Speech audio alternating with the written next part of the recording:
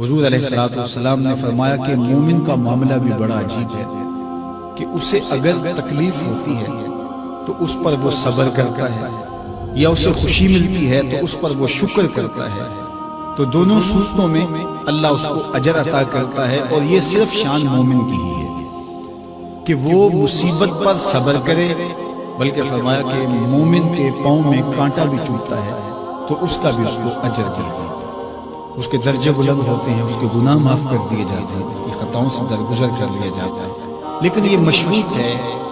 اس تکلیف کو صبر کے ساتھ برداشت کرنے سے۔ اگر وہ واویلا کرتا ہے، ناشکری کے کلمات کہتا ہے،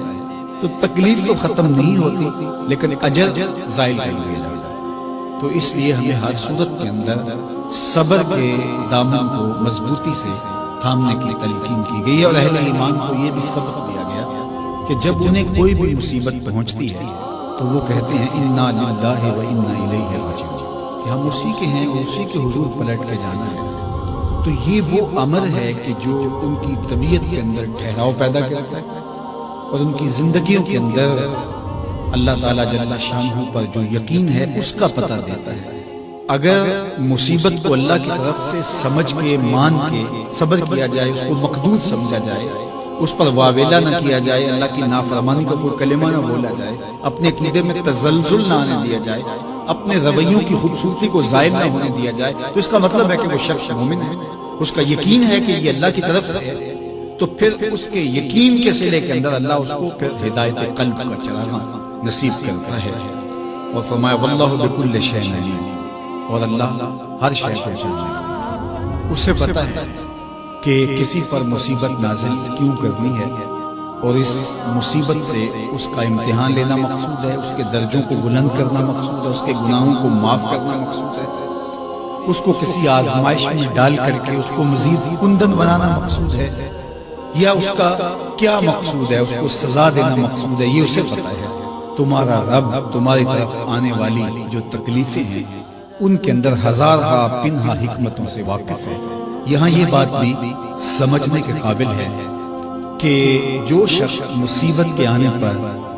صبر اور استقامت کے ساتھ اس سے نپٹتا ہے اور اللہ پر جو اس کا یقین ہے اس میں تزلزل پیدا نہیں ہونے دیتا، کل من عند اللہ، اے محبوب فرما دیجئے جو کچھ ہے وہ تمہارے رب کی طرف سے، یہ اس کا خیال اور فکر ہے کہ یہ میرے اللہ کی طرف سے،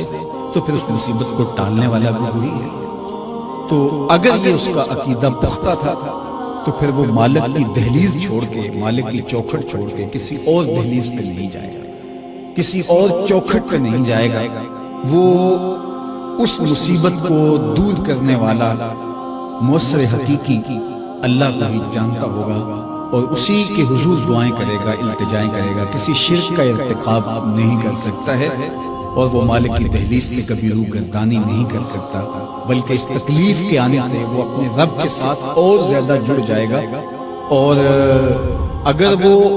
صبر کرے تو یہ اس کا ایک مرتبہ ہے کہ وہ حوصلے کے ساتھ اس تکلیف کو برداشت کرے، اور دوسرا مرتبہ جو اس سے بڑھ کر ہے کہ اس پہ اللہ کی رضا کے سانچے میں اپنے آپ کو ڈھال لے کہ جے سونا میرے دکھ وچ راضی، میں سکھ نو چلے ڈالا۔ اگر وہ اس بات پہ راضی ہے تو کوئی بات نہیں، میں اس پہ راضی ہوں کیونکہ میرے رب کی یہ رضا ہے۔ تو یہ دونوں چیزوں